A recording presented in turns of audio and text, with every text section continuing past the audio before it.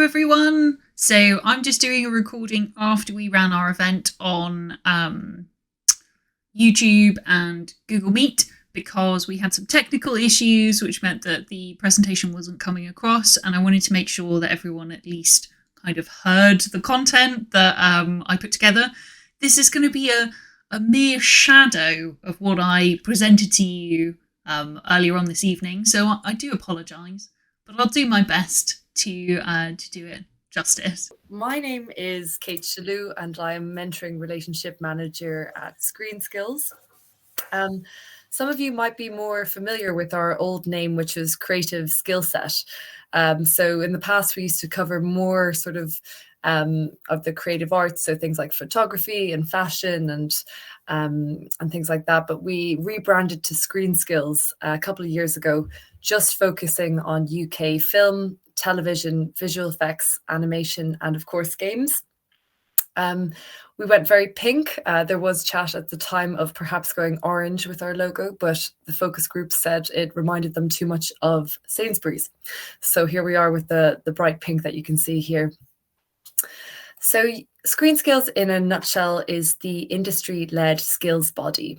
So what we do is we focus on things like identifying skills gaps.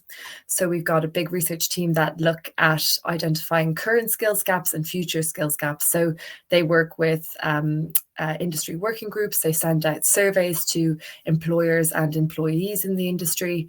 And they basically try and ensure that the UK screen industry is robust as possible by figuring out where we need to put resource to make sure that there's no skills gaps. We also provide careers information. So some of you might have come across our Open Doors events that happen across the UK previously in person and hopefully very soon again in person, and a lot online over the last year. We also have job profiles on the website, which are really handy if you're looking at perhaps getting into the screen industry or moving around within the industry, or perhaps you might be working with somebody in the industry and you're not quite sure of what they do and what kind of skills they'll bring to a project. So I'd recommend checking out the ScreenSkills job profiles. Really importantly, a big thing of what we do is we try to encourage a more diverse workforce, and we do this by supporting those from underrepresented groups. So, for example, we work with the British Film Institute around a number of targets. So one big one that we're always trying to do better on is for 75% of our beneficiaries to come from outside of London and the Southeast, because that traditionally has been an area underrepresented in screen.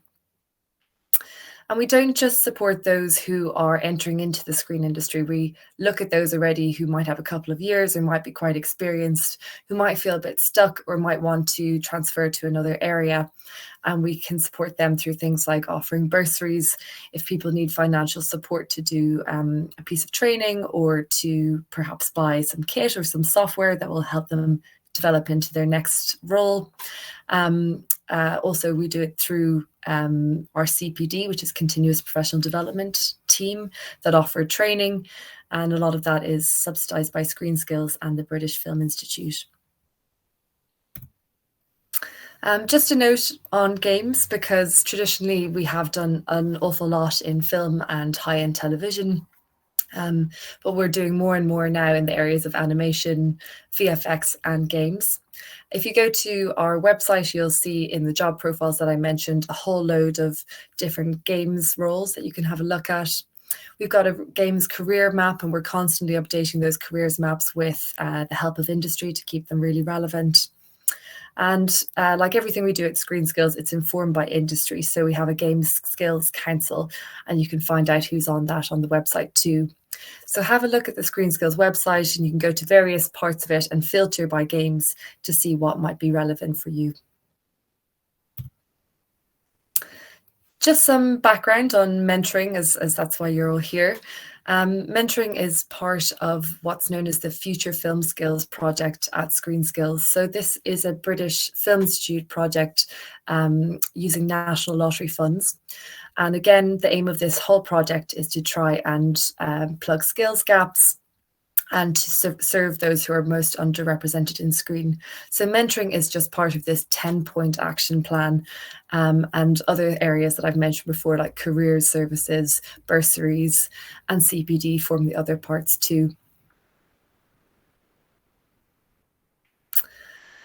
I always think it's helpful to include a definition of mentoring, because a lot of you may have sort of formally or informally taken part in mentoring, and it can be a little bit difficult to define sometimes. So this is what we came up with at ScreenSkills, and hopefully it sort of chimes with what you're after.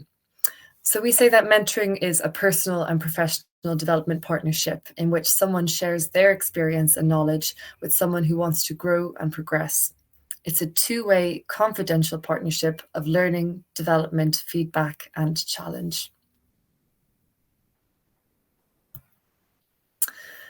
So anybody here that's looking to be a mentee, these are some of the things that you can sort of give and get from mentoring.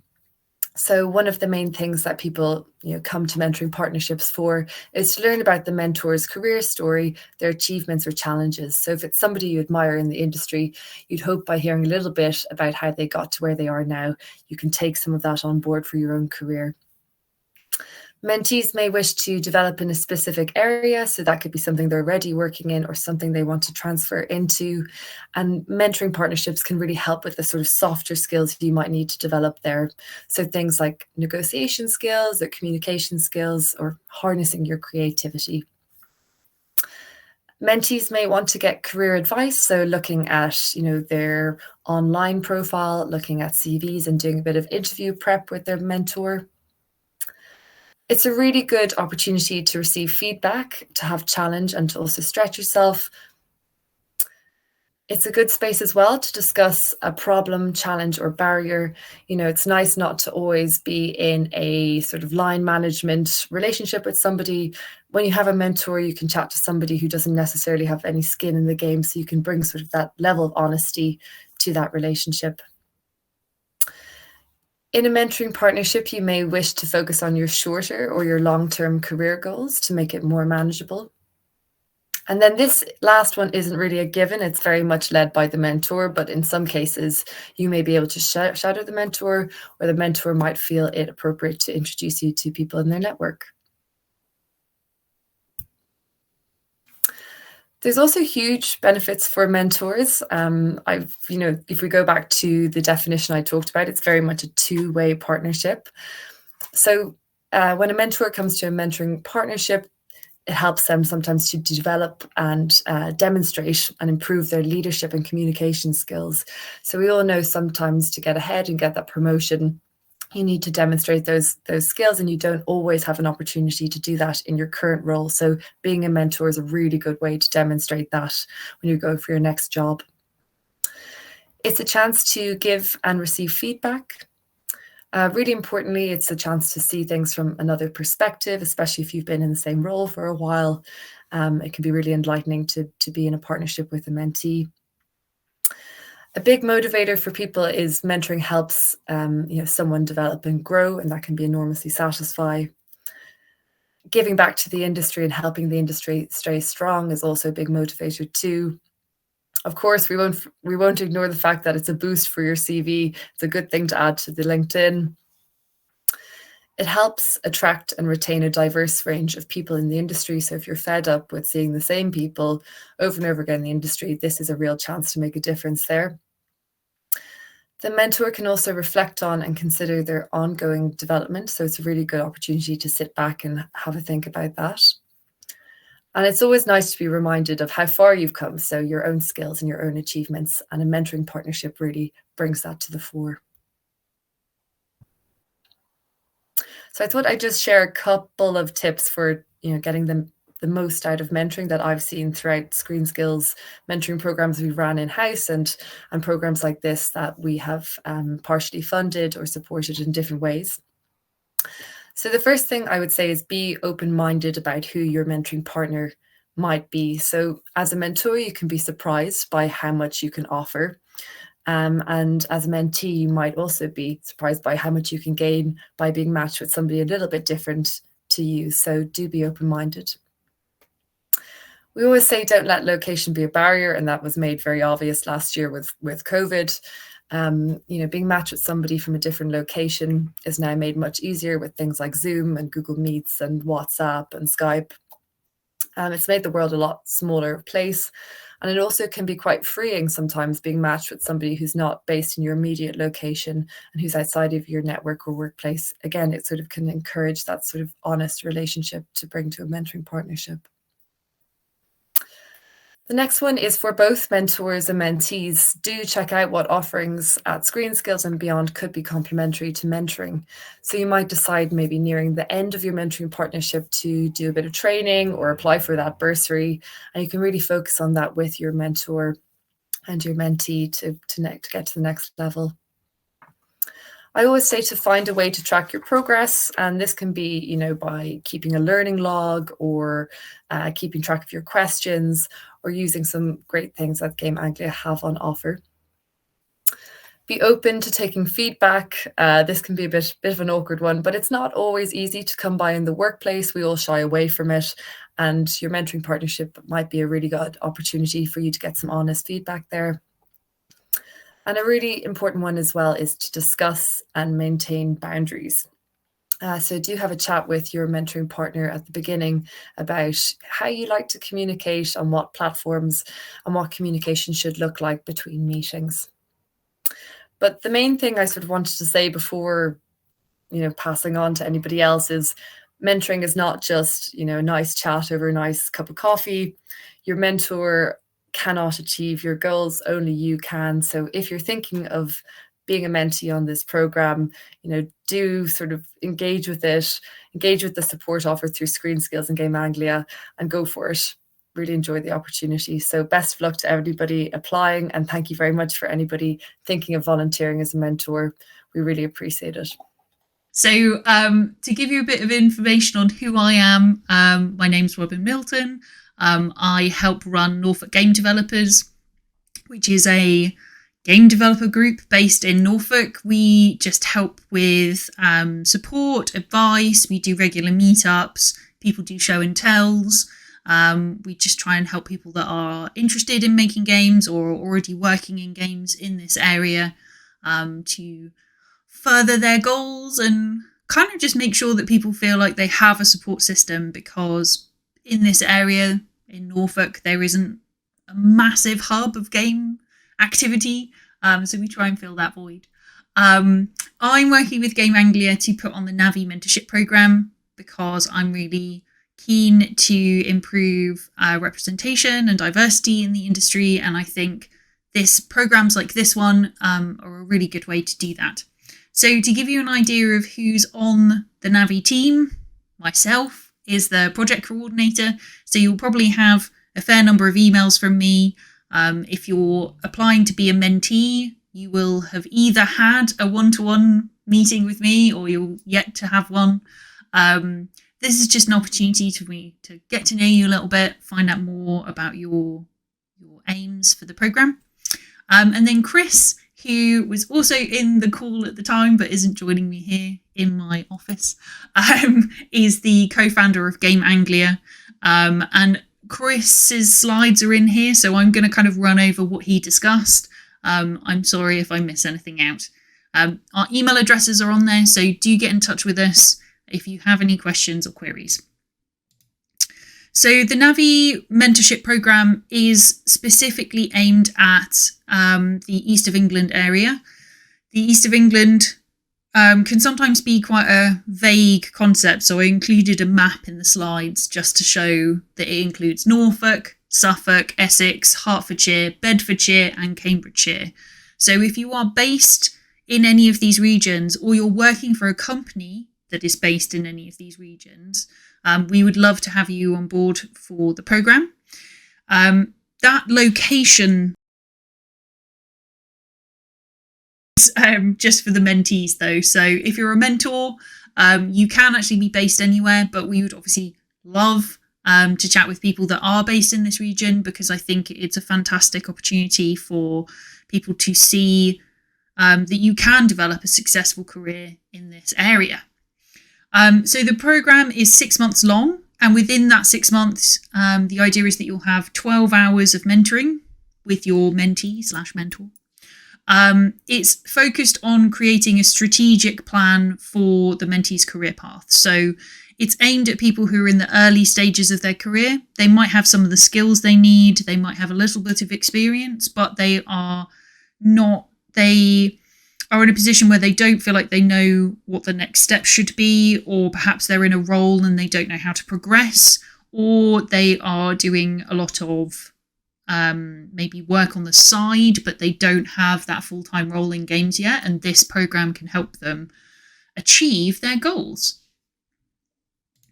So in terms of mentoring benefits, so why get involved?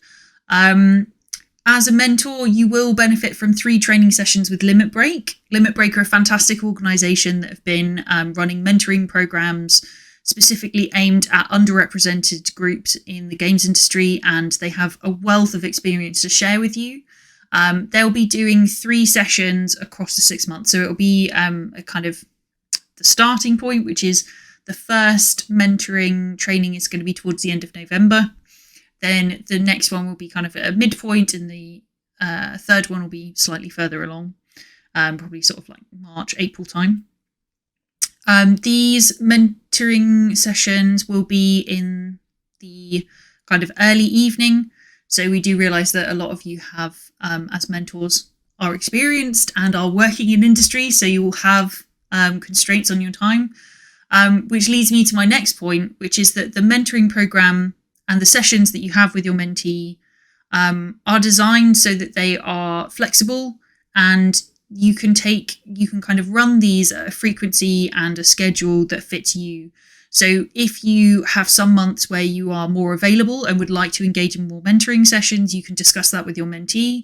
If there are months where you do have less availability because of a release date or a crunch point or whatever's going on with your working life, you can postpone sessions to another time that works better for you. The main thing is that we achieve at least 12 hours with your mentee on a one-to-one basis, but if that needs to be kind of peaks and troughs, that's whatever works for you. We appreciate that you are giving your time to this process, so we're not going to start making demands on your time more than we need to. And there's also additional training materials and support available through ScreenSkills, which Kate mentions in her presentation as well, so I won't double up here. Benefits as a mentee on the program. Obviously, I've mentioned it already, but you are going to be receiving at least 12 hours of one-to-one mentoring. Mentoring is different to having training with a manager at work, because the idea is that it's supporting you as an entire person. So it's looking at how you personally can progress with your career as a whole. It might not be specifically linked to a company or a role. And there's no kind of agendas against it. It's about what you need to do, what you want to achieve. You will be creating a professional development plan with your mentor as part of the mentoring process. The idea of this is that it will set you up for not only achieving goals whilst you're taking part in the mentoring, but it also gives you a clear plan for what to do going forward once the mentoring is finished. So the idea is you obviously have this fantastic support as part of the 6 months, but you also have a plan for the following months after the program has finished. And the final point is that you're going to be part of a cohort of mentees. So you're not doing this alone. You'll be one of 30 mentees that are doing this program. And we will be facilitating regular meetups. And we hope that you will be able to support one another, share your work with each other, give advice and share experiences. And this can form a network and support system for you as an early stage professional in the games industry, just as much as any kind of local development groups you might have close to you. So now I'm going to just give you a little bit of context on Game Anglia. So Game Anglia was formed by a number of people in this region, so the East of England region, because they saw a need for greater focus on developing and keeping a career in this area. There's quite a considerable issue with a talent drain to places like London, from this region, which often means that businesses aren't started here, or a lot of people feel like they have to move to be able to start their career journey. So Game Anglia was started initially as a conference. So Chris and other people in the Game Anglia team organised a conference, and they got games industry speakers from across the world actually to come and speak at the University of Suffolk. That was the first year they ran it. They got great traction with it, and they quickly realised that it needed to be more than just one event a year. And so they developed a number of programmes off the back of that to support and initiate games businesses and games career-related events in the region. And they've worked with a number of partners, which they have listed on this slide. I'm just going to finish this off by saying we do still have some spaces available. So if you haven't signed up already and you're interested, please do.